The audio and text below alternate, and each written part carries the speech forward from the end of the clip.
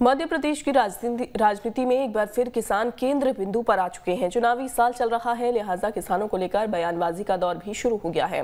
सरकार ने हाल ही में बजट में घोषणा की थी कि डिफॉल्टर किसानों का ब्याज सरकार भरेगी, लेकिन अभी तक कोई कदम नहीं उठाया गया है, जिसके बाद कांग्रेस ने सरकार को आड़े हाथों लिया।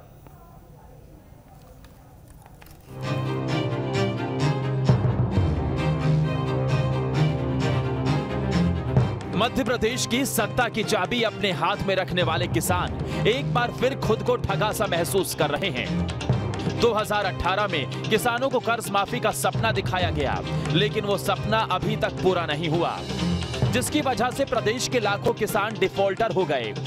बैंक से डिफॉल्टर घोषित किए गए किसानों को अब खाद बीज के लिए भटकना पड़ रहा है। ऐसे किसानों के लिए बीजेपी सरकार ने बजट में एक उम्मीद की किरण दिखाई कि डिफॉल्टर किसानों का ब्याज सरकार भरेगी, लेकिन सरकार ने अब तक अपनी इस घोषणा पर कोई ठोस कदम नहीं उठाया, जिसकी वजह से किसान एक बार फिर ठगा महसूस कर रहे हैं। अब शिवराज सिंह जी की जो सरकार आई है, उसने इस मुद्दे को रद्दी की टोकरी में फेंक दिया। अब न वो कोई निर्णय ले पा रहे हैं कि किसानों का क्या होगा, उनके भविष्य के बारे में भी उनको कोई चिंता नहीं है। उस योजना का क्या हुआ, इस पर भी कोई निर्णय लेने में ये सरकार जो है असफल सिद्ध हुई है। इससे हमारे किसानों में बड़ा असंतोष भी है, और साथ साथ में जो डिफाल्टर किसान हो रहे हैं उसका ये परिणाम है कि वो अब उनकी आगे की आर्थिक उन्नति रुक गई है। वहीं दूसरी तरफ किसानों की कर्ज माफी को लेकर कांग्रेस और बीजेपी एक दूसरे पर आरोप प्रत्यारोप की राजनीति कर रहे हैं। बीजेपी का कहना है कि कमलनाथ सरकार ने किसानों को जो घाव दिए थे, बीजेपी सरकार उन घावों को भरने का काम कर रही है। तो वहीं कांग्रेस बीजेपी सरकार पर निशाना साध रही है और कह रही है कि किसानों की दुर्दशा के लिए प्रदेश सरकार जिम्मेदार है।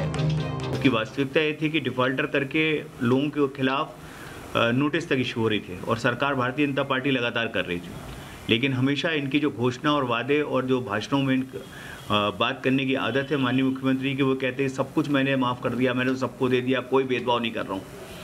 लेकिन जब वास्तविक आंकड़े विधानसभा में आते हैं तो स्पष्ट होता है कि बहुत सारे डिफॉल्टर किसानों के कर्ज माफ भारतीय जनता पार्टी की सरकार में नहीं हुए, और आज भी जिस तरह की वो बातें कर रहे हैं ऐसा कुछ किया नहीं गया और वो विधानसभा में स्पष्ट हुआ है। आज तक का इतिहास और रिकॉर्ड ये है कि भारतीय जनता पार्टी ने जन हितैषी जो भी फैसला किया है उस फैसले को पूरा करके दिखाया है। तो ये एक बड़ा फैसला है और ख़ासतौर से उनके घाव पर मरहम रखने की तैयारी है जिनको घाव कांग्रेस की सरकार ने दिया, कमलनाथ जी के झूठे वचन ने दिया था। हजारों किसानों को डिफॉल्टर बना दिया और वो डिफॉल्टर बन गए, ब्याज का कर्ज उनके ऊपर वजन बढ़ता चला गया।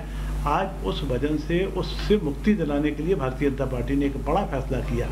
कुल मिलाकर कहा जाए तो किसान एक बार फिर प्रदेश की राजनीति की चक्की में पिसकर रह गया है।